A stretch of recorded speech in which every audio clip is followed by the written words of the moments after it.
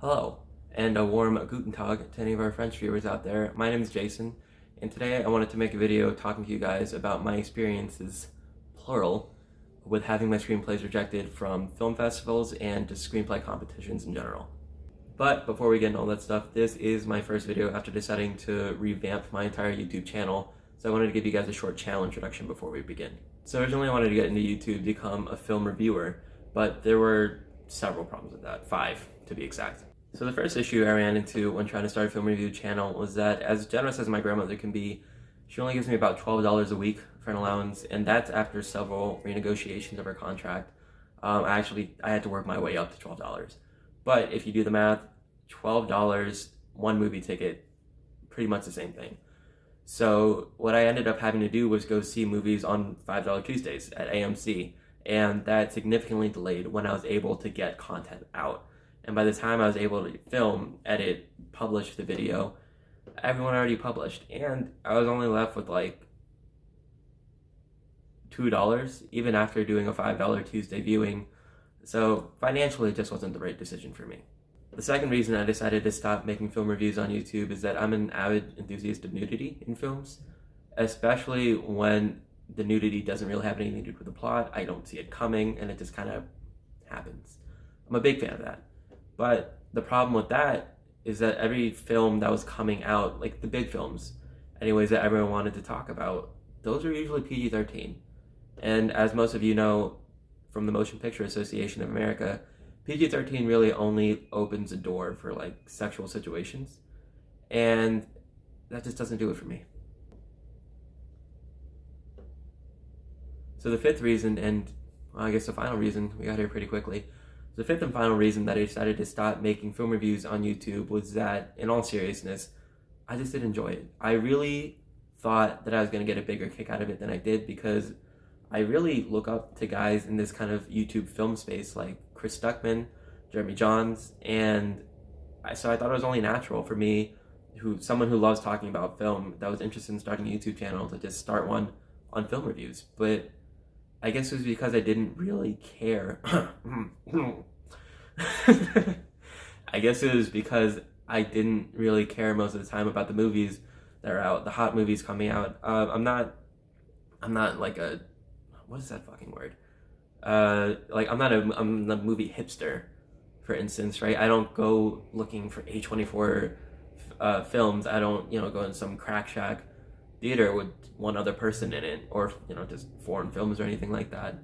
I'm just a film lover in general, but still I wasn't able to get myself excited about talking about and reviewing films all the time. It became a chore when it came down to it. But hopefully with this revamp of the channel, I'll be a lot more excited to break out not my camera, I don't have a camera right now, I have a phone, break out my phone and start just making YouTube channels. And that leads me to the actual revamp part.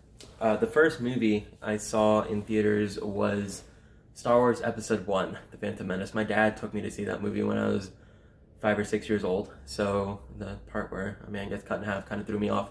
But that's a film I credit with starting my love affair with cinema. If you fast forward 20-ish years later, I took that love of cinema to the next level because I realized I actually wanted to write screenplays. I wanted to write films and maybe even become a filmmaker. My wildest dreams, direct, write, all of it. So I can't really tell you what to expect from this channel. There's no theme that ties together the videos that I plan to make. One day it could be a video essay. One day it could be a comedy sketch that I come up with. Or it could just be a PowerPoint presentation of my nudes. There's no way for me to control what comes out of here and what I decide to put out in the internet. There's no filters in this for some reason. But I can tell you, in all seriousness, that this channel is actually going to be heavily devoted to documenting my filmmaking journey. And right now, I work like a normal 9-to-5 job like a lot of people out there, but I do all this stuff on the side. I write, at night. I do these videos whenever I can. And I know there are other people out there like me, right? Not just, in this situation where they have to work a 9-to-5 and express themselves in other areas of their life. I know that I'm not the only one who thinks the way I do. So when it comes down to it, I guess I really just haven't seen channels devoted to the videos that I hope to make. And I'm really excited to kind of start working in that medium. So let's do it to it, baby, because we're about to talk rejection. So the screenplay I entered, it was actually a short screenplay. The short screenplay I entered into these competitions was the first screenplay I ever wrote. It was called The Second Part, and I don't want to get too much into the details of what it actually was. If you guys are interested in what the work was about, how I got inspired to write it, all that stuff, I can go ahead and certainly make another video on that for another time. But for now, I just want to stick to the rejection part. So I entered my short film screenplay into 4 competitions/festivals total this year. It was the Sidewalk Film Festival, the Page International Screenwriting Awards Guild thing, the Screencraft Short Screenplay Competition, which was whoa. The Screencraft competition, which was the one that most recently rejected me, and then the Austin Film Festival. So out of those 4, the Austin Film Festival is the only one that has yet to reject me, and there's no way, if I was rejected from the Sidewalk Film Festival, which no one has heard of, by the way, unless you're literally from Alabama, I think, there's no way the Austin Film Festival, which is probably one of the most well-known film fests in the United States, is going to accept me. And that's totally fine. I'm actually not upset about the rejection. What I am upset about, though, is my lack of, I guess it's 2 things, really. One is the lack of, feedback, right? A lot of times, if you want feedback or if you want any sort of, way to improve your writing based off of entering these competitions, you have to pay extra. So if I was going through these, and they asked me if I want to pay extra on top of like the $70 entry fee, this wasn't going to happen. Also, side note, it costs like $250 total just for these 4 screenplays, or no, for these 4 competitions. That's fucking ridiculous, right? And I started doing some more research independently online. A lot of these people are just kind of out to get your money, and unfortunately that's what happened to me, right? You have to really start looking. Not in all cases, I'll be fair. A lot of them were dedicated to actual filmmaking. So I shouldn't just say that out there as a blanket statement. But I was naive. So I was just I didn't know what to look for or what I wanted out of a screenplay competition. But you have to really, if you're out there and you want to apply, I don't want to stop anybody from trying to get their work out there. It's totally understandable. But when you're doing it, just a bit of advice, look at what they're actually offering. Right? Are they offering a cash prize? Are they offering, Hollywood agents and actors as judges? Or what are you trying to get out of it? Because a lot of time, if you're trying to launch a career from these competitions and festivals, which is exactly what I was trying to do, I thought this was going to be like an easy ticket out there. Like I said, I have a job here, and just because, I want to kind of dedicate and put up my side of the finances for me and my girlfriend to, kind of start a life together, start a family together, I can't go out and move to California, to move out to Hollywood like everyone says to do. So I thought, like, hey, I can't do that, but I can enter these competitions and festivals, and maybe that's going to be my ticket into becoming, or to have a career as a screenwriter, or to have a career as a filmmaker. But no, look, if they're offering just a cash prize, okay? If they're offering, elite judges, even if they're offering sessions with, even if they're offering sessions with real Hollywood agents or whatever, try not to buy into it too much, because a lot of the times, even winners, right, have said, okay, my meeting with these producers and agents or whatever was like a half-hour phone call, and they weren't interested in actually reading my work. It was just general advice, which I'm sure is helpful, right? But the point I'm trying to make here is just be wary of what you're actually getting yourself into when you send off your work. Also, I think this is a side note within a side note. Also, before you send out your work, it's always a good idea to kind of register it with the Screenwriters Guild of America. I forget the actual name of it, but I'll link the description down in the below. Not the description, I watched too many YouTube videos. I'll give you the link in the description below. But basically, for like $25, you register your screenplay. It's protected. It's registered with the Screenwriters Guild of America, Screen Guild. It's registered with somebody at the Guild Ward America Screen. So it's like a 10-year protection plan. Oh, well, I guess they do pay for protection plans. It's just to have record of your work, to make sure that it's protected, licensed, so to speak, all that stuff. But how am I going to find my way back to the main point? Okay, so the main point was that I spent $200, 250, money. I spent money on these competitions, and it really sucked because my sister needed an operation at the time. But eventually she decided to just go ahead and amputate her own leg, so really it saved all of us a couple $1,000s. But I think what I originally was trying to say was that I'm totally in favor of rejection if it helps me become a better writer. And I've fallen out of, oh my god, when did you get on the bed? Hey! Get off the bed. Okay. That was my rabbit, Layla. But anyways, I was trying to say... damn it, Layla. But the point I was trying to make before I was rudely interrupted... Layla, get off the pillow. No. Transition.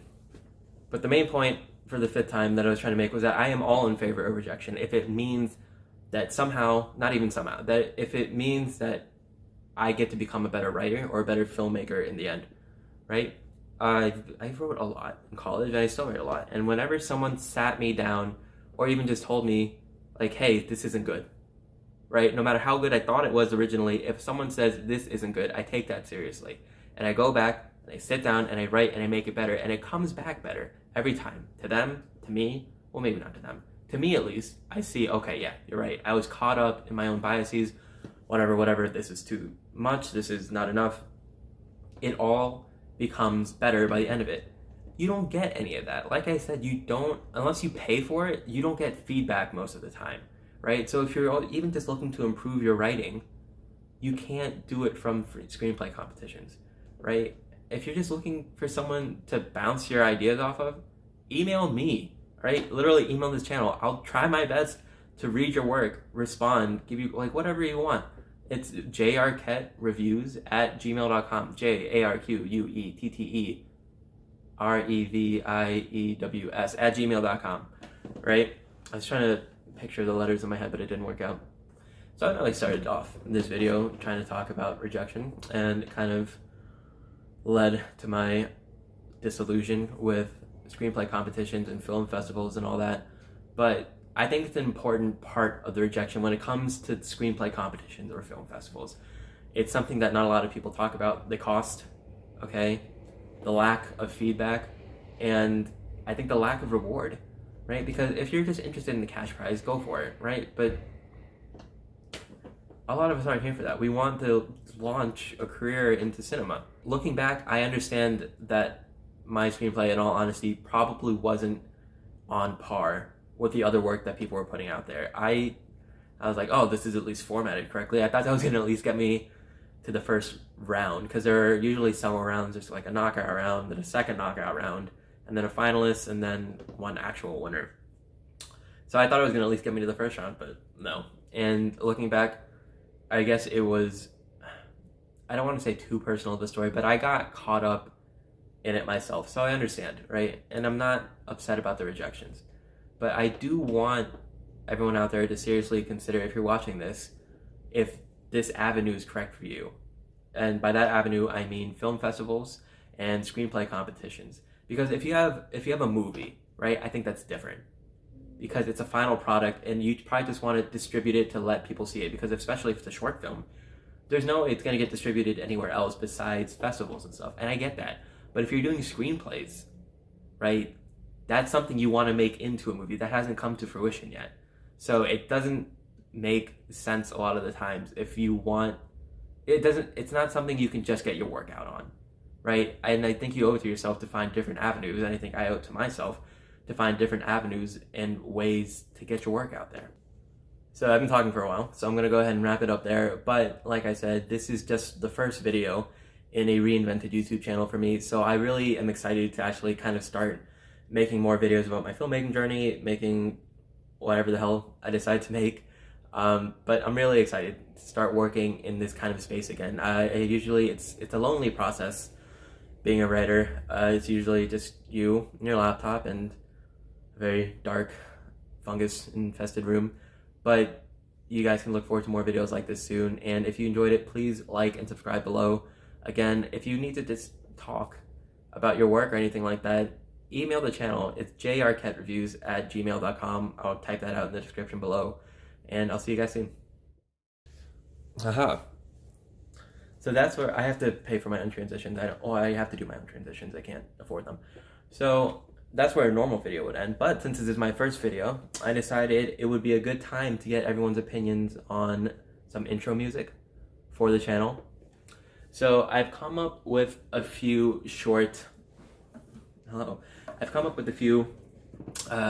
all on my own. This was, just completely out of my own brain. The first one, this is probably the most personal of the songs that I'm going to share with you.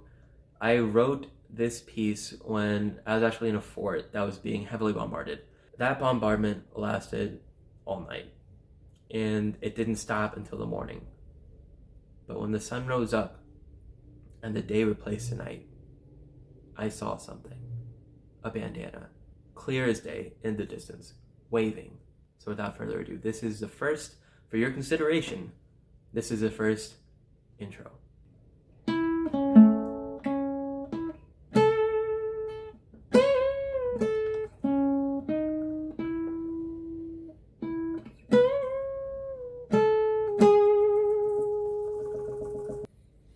So this next one I came up with while I was in Japan. I had just seen Mount Fuji for the first time in my life ever. And I decided to capture the moment once again in song.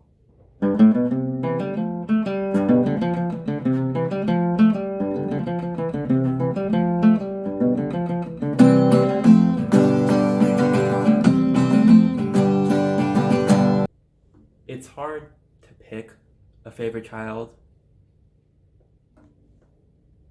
but this one's my favorite child. And I will say, I think there's a homie quality to it. Like, not homie like, hey homie, but homie like, homie.